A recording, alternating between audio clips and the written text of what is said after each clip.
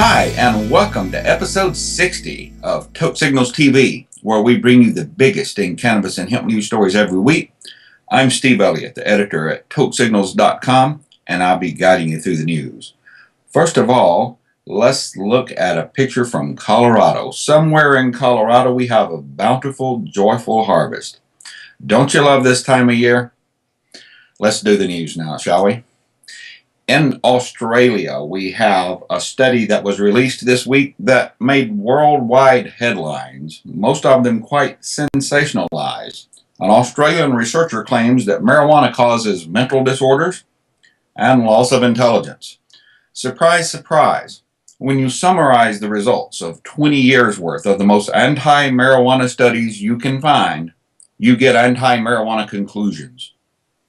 In what is being touted in sensationalistic press accounts as a definitive study, an Australian is claiming that his investigation into 20 years of marijuana research shows that cannabis is addictive, causes mental health problems, and is a gateway to hard drug use. Professor Wayne Hall, a drug advisor to the World Health Organization and a specialist in addiction at the University of Queensland in Australia, said that heavy daily use of pot can also lead to car crashes and unhealthy babies. He arrived at this conclusion by handpicking the most anti-marijuana studies from the past 20 years and passing them off as a definitive new study. Now, for those of us who are actually familiar with scientific studies of cannabis, all of this may sound rather odd since double-blind, gold standard studies have already shown that marijuana is at worst mildly habit-forming. Other such studies have thoroughly debunked the gateway theory that claims pot leads to harder drugs. And yet more such studies have shown that babies born of pot-smoking mothers tend to be healthier and have higher levels of cognition than babies of mothers who use no illegal substances at all. Look it up. Hall's findings, based on his interpretations of cherry-picked government-funded anti-marijuana studies from the past 20 years, rather than performing any actual new research, were published in the October 6th issue of the journal Addiction. His conclusions are that people who drive after smoking pot are more than twice as likely to be in a car accident, and that teens who toke up regularly are twice as likely as adults to have impaired brain function and mental disorders. Hall's described connection between marijuana use and schizophrenia is also very suspect scientifically, since the best research we have in that regard shows that otherwise is the case. Hall said that because overdosing on marijuana is rare, actually, even according to Hall's study itself, it has never happened to anyone ever in history. Yeah, I'd say that qualifies as rare. Many view it as safer. But he said the long-term effects should not be discounted. Hall said that efforts to discourage new users, especially young ones, should be undertaken by the government in as many ways as possible. Regulation of cannabis should learn from experiences with alcohol and tobacco and use and limiting the number of heavy users by using taxation, limiting promotion of cannabis use, and restricting where cannabis can be sold and by whom, Hall said.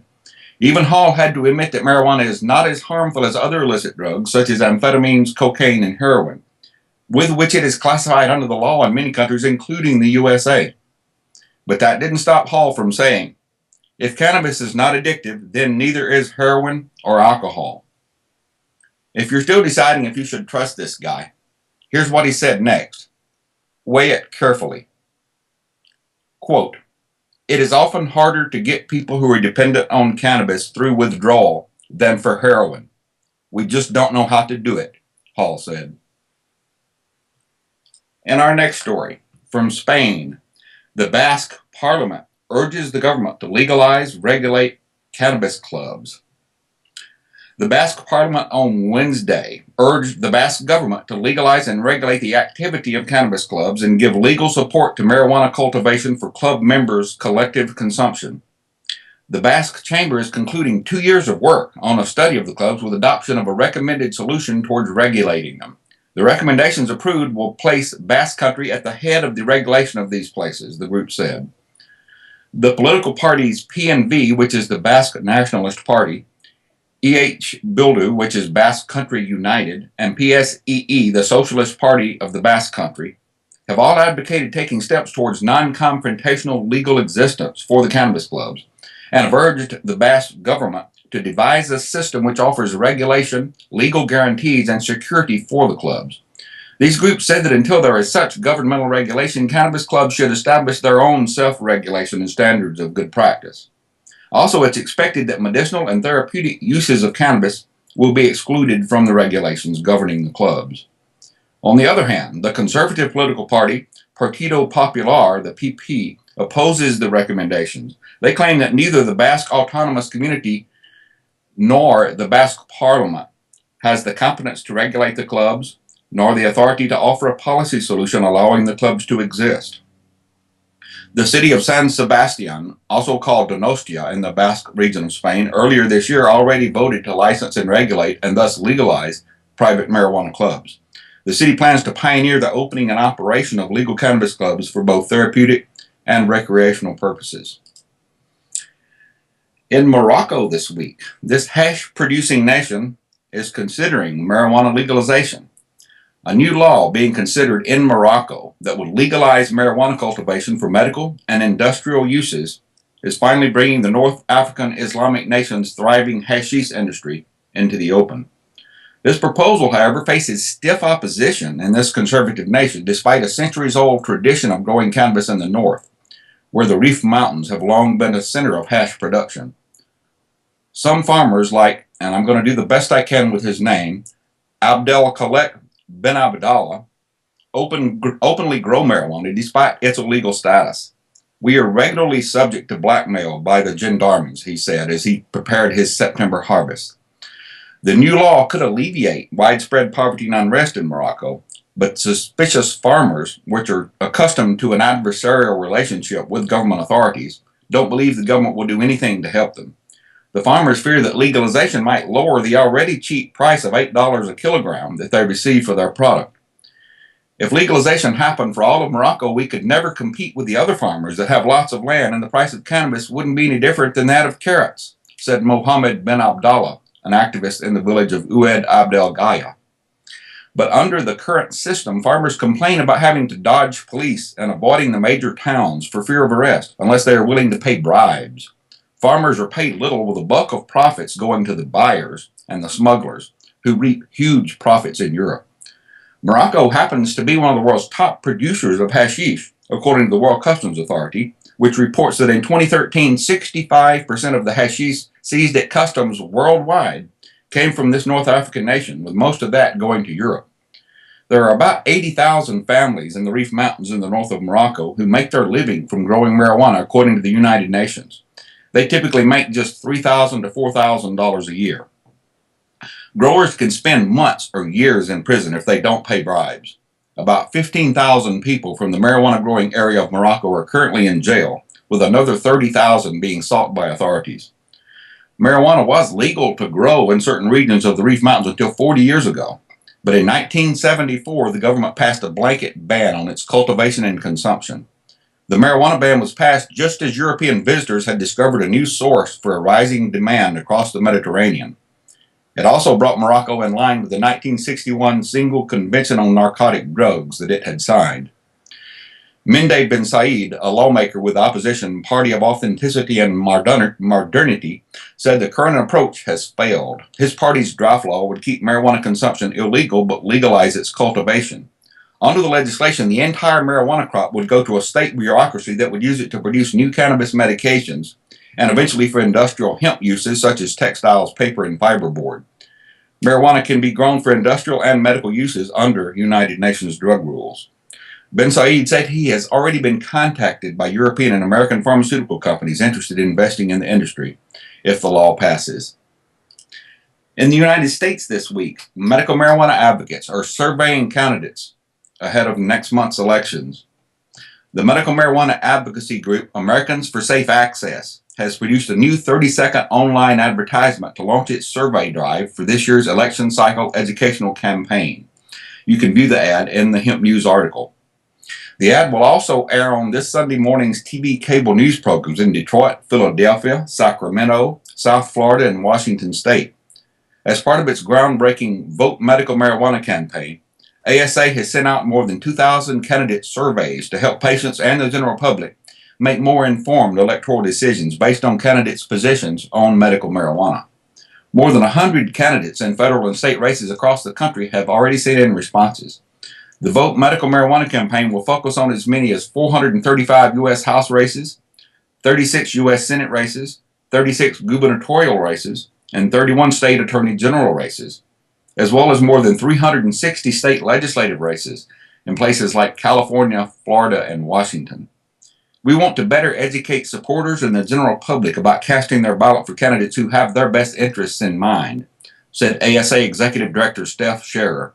We hope this outreach effort will show our country's leading politicians how significant medical marijuana is to their election campaigns.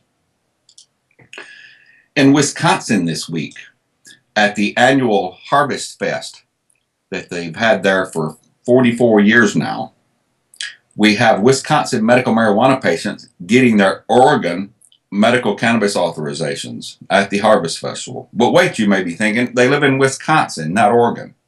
That's entirely true, but according to those in the know, having an out-of-state medical marijuana authorization gives these patients some legal cover should the police come calling.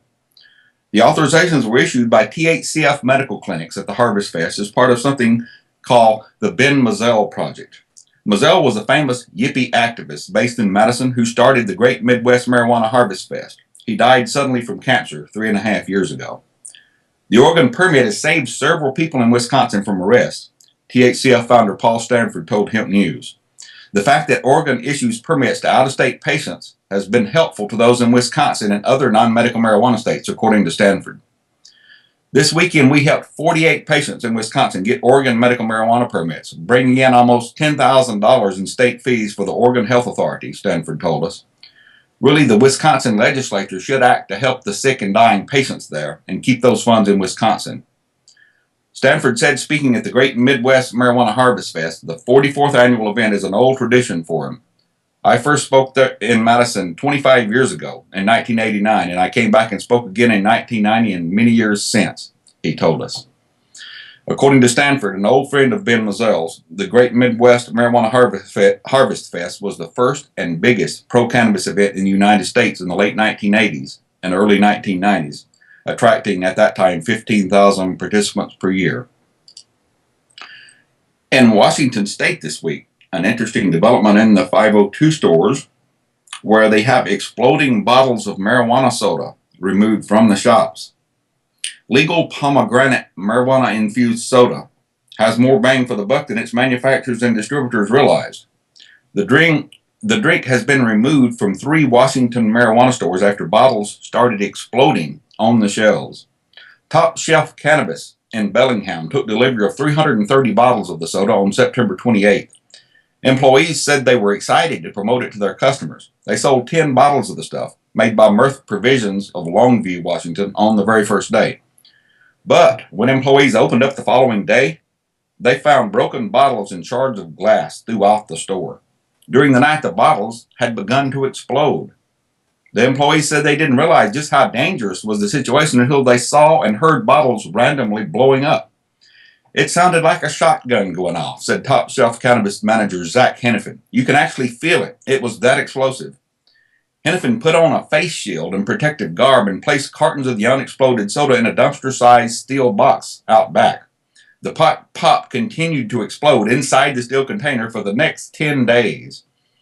It's almost like a bomb box because they randomly go off during the day, Hennepin said. Fortunately, nobody was injured by the shrapnel from exploding bottles, but the store isn't sure if the 10 customers who bought the soda had their bottles explode on them. Top Shelf wasn't the only shop reporting the exploding bottles, according to Adam Stites, founder of Mirth Provisions. Main Street Marijuana and New Amsterdam in Vancouver also reported problems with the bottles. It was simply the fact that this batch had a higher yeast concentration, and one of the byproducts of yeast is excess carbon dioxide, according to Stites.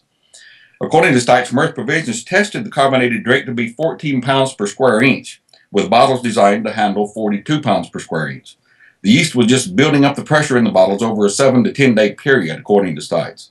He said Mirth Provisions plans to offer a full refund to the 3 shops, but he's having a dispute with Top Shelf over who's responsible for picking up and destroying the faulty soda. You see, legalization measure I-502, which is becoming notorious for being badly written, gives the Washington State Liquor Control Board strict authority over the marijuana products in the state including infused products like these sparkling pomegranate sodas. According to the law, Top Chef had to quarantine any marijuana product for 72 hours to allow the Liquor Control Board officers an opportunity to inspect the products for compliance. Incredibly, the law doesn't give any wiggle room, allowing Top Chef to destroy a potentially dangerous product that could cause bodily harm. Everything has to have 100% traceability, and if things are blowing up and they are no longer good, are they still going to be traced? A frustrated Hennepin asked. What happens to us at that point? Hennepin said a Liquor Control Board enforcement officer told him state rules say the product has to be picked up by the manufacturer to be destroyed. But Longview was 3.5 hours from Bellingham, and meanwhile the bottles kept blowing up. It's basically been exploding for a week and a half all over the store, said Hennepin, who said he thought the steel box was the safest spot under the circumstances. 9 days after Top Chef told him of the exploding bottles, Stites sent a driver to pick up the product. Hennepin said the driver had loaded only a few bottles before they started to explode in his van. He said the driver at that point abandoned the rest of the bottles, leaving Hennepin and his staff stuck with hundreds of potentially exploding bottles and wondering what to do next. Stites said his company will pick up the remaining bottles later this week. By Tuesday, though, most of the bottles had already exploded inside the steel dumpster. Sometimes when you're creating new products in a new marketplace, there's a little bit of a learning curve, and that's what we've experienced, Stites said. In Georgia, cops raided a man's home after mistaking his okra for marijuana. I don't know what those Georgia cops have been smoking, but they don't know the difference between okra and cannabis. A Georgia man woke up to find a police helicopter hovering over his home and sheriff's deputies pounding at the door to search his property for drugs. They were strapped to the gills, Dwayne Perry said, but all he was growing was okra. Drug agents from the governor's task force had spotted what they thought was marijuana growing in Perry's yard in Cartersville. I was scared, actually, at first because I didn't know what was happening, Perry said. Bartow County deputies and a K-9 unit appeared at his doorstep expecting to make a marijuana bust. Instead, it's okra and maybe a bush on the end of the house, Perry said. When Channel 2's reporter called the Georgia State Patrol, which is in charge of the drug task force, for an explanation, all he got was weak excuses. The officer sent an evidence photo of the okra. We've not been able to identify it as of yet, said Georgia State Patrol Captain Kermit Stokes, who evidently is mystified by the sight of okra. But it did have quite a number of characteristics that were similar to a cannabis plant, Captain Stokes said. Incredibly, this moron still has a job in law enforcement. Here I am at home and retired, and you know I do the right thing, Perry said. Then they come to my house strapped with weapons for no reason. It ain't right. The more I thought about it, what could have happened, Perry said. Anything could have happened.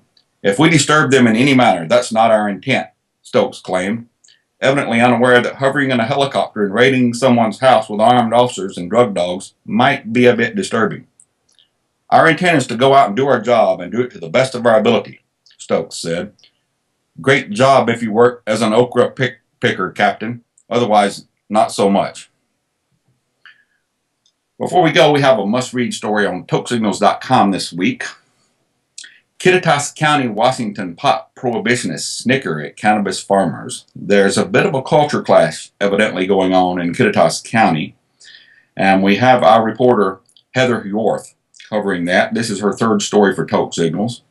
There was something of a contentious meeting held there in Kittitas County, and she gives a riveting account of it on TokeSignals.com. Hope you'll choose to check that out. Until we see you next week, stay lifted.